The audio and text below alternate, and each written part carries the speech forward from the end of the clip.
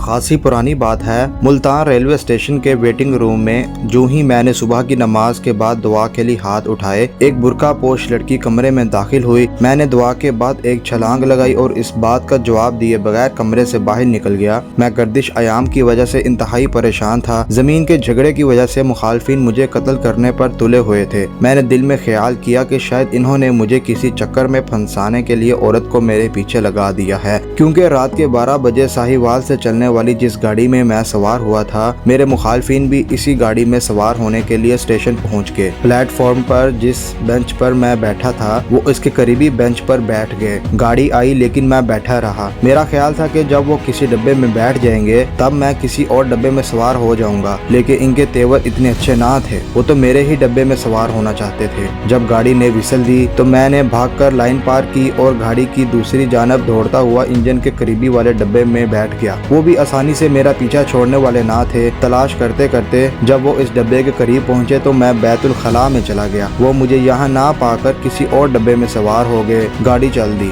सुबह 4 बजे जब मुल्तान पहुंचा तो मेरे मुखालफिन ने प्लेटफॉर्म से बाहर जाने वाले दोनों दरवाजों पर कब्जा कर लिया, लेकिन मैं इनकी नजरों से बचकर वेटिंग रूम में पहुंच गया और नमाज से फारिग हुआ ही था कि इस लड़की ने परेशान कर दिया। मेरी जमीन की अलाइनमेंट हाकिम जिला ने मंसूख कर दी थी और महज खुतबा परवरी के लिए मुझे मुसीबत में मुब्तला कर दिया था। इसके खिलाफ मुझे मुल्तान में अपील दायर करना पड़ी। मेरे मुखालफिन मुझे हर कीमत पर अपने रास्ते से हटाना चाहते थे। मैं अकेला था, सिवाय अल्लाह के और कोई मेरा पुरसाने हाल ना था। सिर्फ वालिदैन की दुआएं शामिल हाल थी। इधर मुल्तान में कमिश्नर साहब की अदालत में हजारों की तादाद में अपीलें ज़ेर समाअत थी। साल तक समाअत की बारी नहीं आती थी। मैं तरीक के लिए मुल्तान गया था। वो लड़की भी इसी तरह जमीन की अलाइनमेंट के चक्कर में अपने मुखालफिन के हाथों बुरी तरह परेशान थी और मुझसे कमिश्नर के दफ्तर का पता पूछने लगी और रहनुमाई हासिल करने के लिए अंदर चली आई थी। जब मैं भागकर बाहर निकला तो वो भी घबरा कर बाहर आ गई। मैंने इससे सख्ती से पूछा, इस तरह मर्दाना वेटिंग रूम में आने से तुम्हारा क्या मतलब है? इसने नहायत धीमी आवाज के साथ इंतहाई इनकसारी से कहा,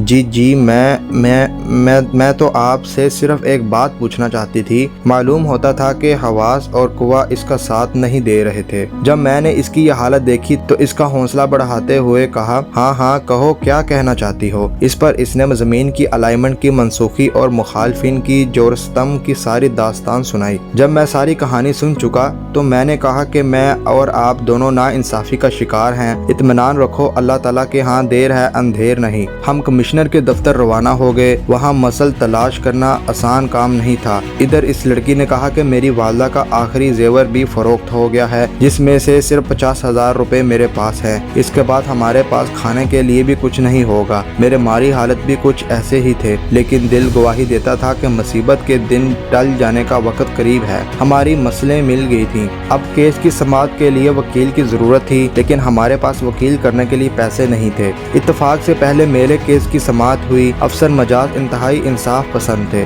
इन्होंने मेरी एक बात को गौर से सुना और फैसला मेरे हक में दे दिया। मुझे इंसाफ हासिल करके खुशी तो हुई, लेकिन साथ ही दूसरी केस की समाअत के ख्याल से दिल बैठ रहा था। चनाचा दूसरे केस की समाअत शुरू हुई तो मैंने यूं ही केस की वजाहत करना चाहिए। इस पर लड़की के मुखालफिन ने एतराज किया कि ये ना तो वकील है ना मदई, ये किस हैसियत से बोल रहे हैं। जब अफसर मजाज ने पूछा तो मैंने बताया कि मुआशरे की ना इंसाफियों के सताए हुए लोगों के पास वकील की फीस अदा करने के लिए पैसे नहीं होते। मदइया और उसकी लड़की अदालत में मौजूद हैं।